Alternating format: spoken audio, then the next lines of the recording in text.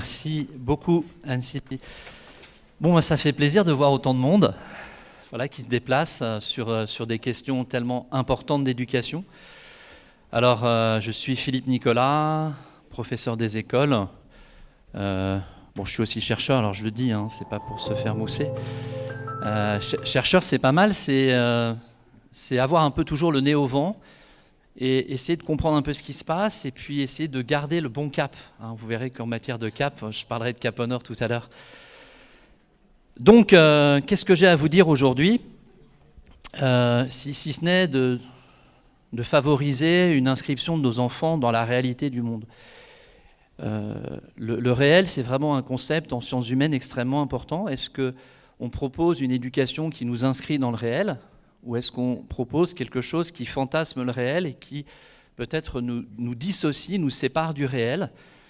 Alors, l'objet de ma conférence n'est pas tant de disserter sur le réel, sur la réalité, mais moi je découvre que éduquer au réel, ça peut être très simple.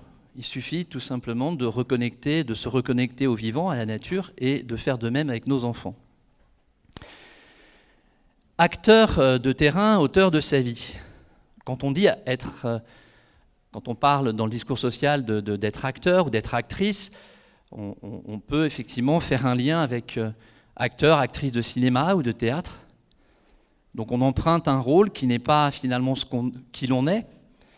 Et moi, ce qui m'intéresse en éducation, c'est finalement, déjà pour moi-même, d'être vraiment à ma place, d'être vraiment celui que je suis, enfin je m'efforce. Et dans les dispositifs en éducation que je propose, dans ma classe ou sur des projets comme Cap au Nord, où on a 4 jeunes magnifiques, là, des 14 qui sont partis en Islande, ils auront la parole tout à l'heure, ils ne vont pas simplement faire de la figuration. Eh bien, c'est finalement comment peut-être on peut proposer un modèle d'éducation qui favorise cette entrée vraiment en soi-même, où on est vraiment acteur de soi. Et on voit bien que dans notre vie ordinaire, aussi bien la mienne que la vôtre, on pose une foule, je ne sais pas, mais beaucoup d'actes. On a des actions dans le quotidien, des actions qui sont orientées vers soi, ou des actions qui sont orientées vers les autres, ou des actions qui sont orientées vers l'environnement.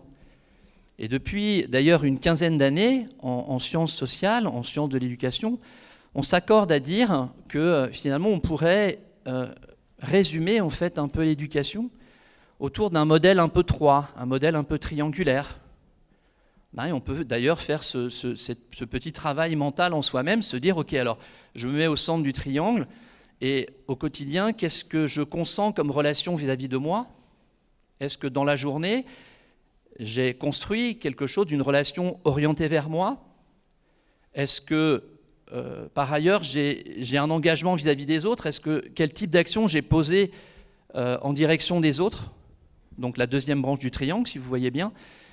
Et la troisième, est-ce que finalement, dans mon quotidien, j'ai encore, ou je n'ai plus, je ne sais pas, c'est pas à moi de dire pour vous, mais est-ce que j'ai une relation consentie avec la nature, avec l'environnement? Et on peut voir en fait que ça pourrait être intéressant de faire un atelier post-conférence, de voir un peu la forme du triangle de chacun. Est-ce que la relation que je m'accorde à moi-même, elle est importante? Est-ce que la relation que j'accorde aux autres est importante? Et enfin, est-ce la relation que j'accorde à l'environnement, est-ce qu'elle est aussi importante? Est-ce que finalement mon triangle est un peu un triangle 3 équilatéral, ou est-ce qu'il est écrasé, ou est-ce qu'il est plat?